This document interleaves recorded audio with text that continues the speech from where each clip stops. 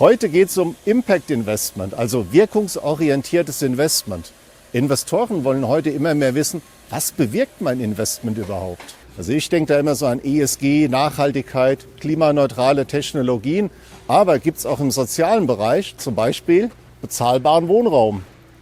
Ich bin heute bei einer gemeinnützigen Organisation, die sich mit dem Thema Impact Investment beschäftigt. Und das ist die Hoffnungsträger-Stiftung.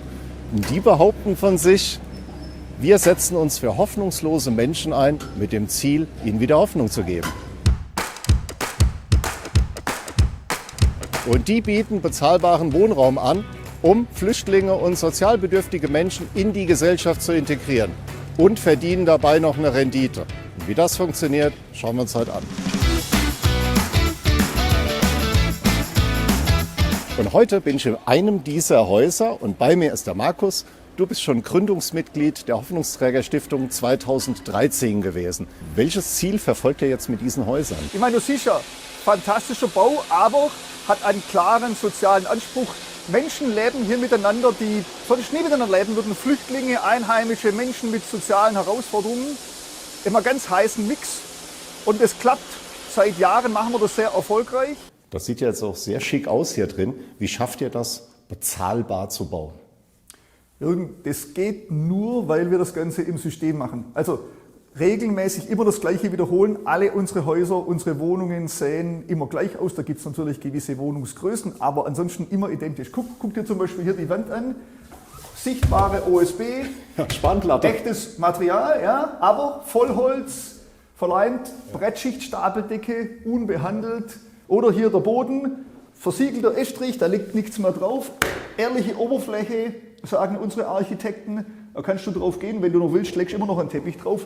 Also wir haben einfach Dinge optimiert, minimalisiert, auch die Flächen, die wir hier, den Grundrisse, die wir haben, immer gleich.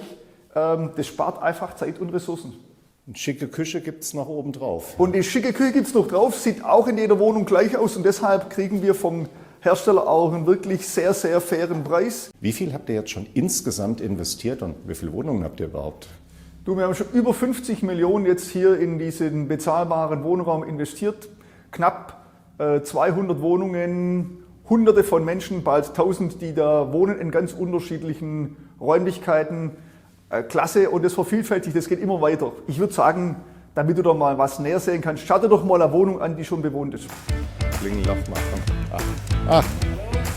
Geht ohne Klingel, ja? Geht ohne Klingel, ja, du bist der Jürgen. Jürgen, hallo, grüß dich. Und ich bin jetzt in einem Aufenthaltsraum in einem der Hoffnungshäuser und bei mir ist der Roland, du bist der Standortleiter. Ja, wie macht ihr das jetzt mit der Integration? Das Hoffnungshauskonzept, das ist tatsächlich ein Konzept, wo sehr viel im Alltag passiert. Wir lieben Tür in Tür, wir wissen voneinander, wir haben Events, wo wir zusammen gestalten, Bewohnerabende, wo wir auch teilweise die Kulturen vorstellen. Wir kochen teilweise zusammen, wir essen vor allem gerne zusammen. Wir helfen in der Not. Bist du jetzt ausgebildeter Sozialarbeiter? Nein, bin ich nicht, obwohl Sozialarbeit eine ganz wichtige Größe ist. Aber ich bin gelernter Maschinenbautechniker und habe relativ lange im Management gearbeitet. Und es ist immer für alle alles zugänglich. Ja, genau. Also das ist auch mit das Wichtigste hier am Hoffnungshaus, Begegnungsformate zu schaffen.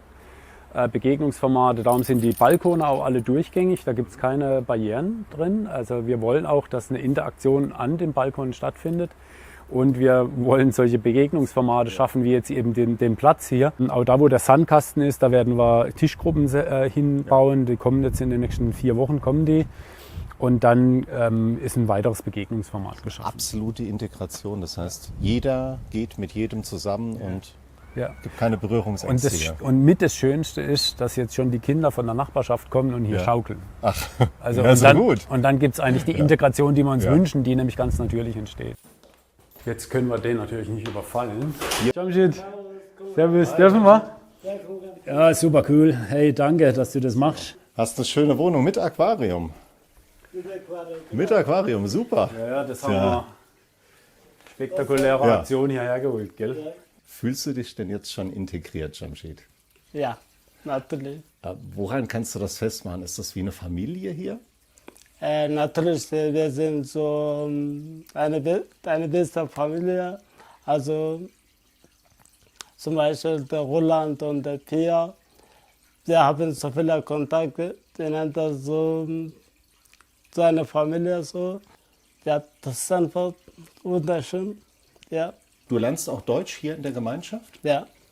Also Gemeinschaft, das ist so, zum Beispiel wir etwas verplanen so und dann unterhalten uns natürlich. Was ist dein nächstes Ziel? Was hast du jetzt vor? Also dass mein Ziel ist, dass ich meinen Hauptschulabschluss schaffen kann und dann theoretisch nächstes Jahr, dass ich eine Ausbildung anfangen durfte. Ihr verbindet Mensch und Rendite miteinander. Wie schafft ihr das denn überhaupt, die Leute hier vor Ort mit einzubinden? Haben die da nicht ein Vorurteil? Das ist natürlich immer eine Herausforderung, Jürgen, aber wir schaffen das, weil wir die schon ganz früh mit einbeziehen. In die Gespräche, in die Informationen und weil sie wissen, dass das Konzept ist eben nicht ein Wohnheim, sondern das ist hier ein integratives Konzept. Da leben auch Einheimische, Flüchtende, Menschen mit anderen Herausforderungen unter einem Dach. Und das gelingt auch schon an vielen Stellen und das zeigt ja auch, dass es hier gelingen wird. Ihr bietet bezahlbaren Wohnraum und macht auch noch Rendite. Also, was geht noch mehr? Ja, Jürgen, nicht nur eine Rendite, wir haben eine doppelte Rendite. Wir haben eine finanzielle Rendite, weil es klar dieses Impact Investment, die Wohnungen finanzieren sich durch die Mieteinnahmen. Und das andere ist, du siehst, was den Menschen hier passiert. Das verändert die Menschen, die hier wohnen, die Familien, die Kinder.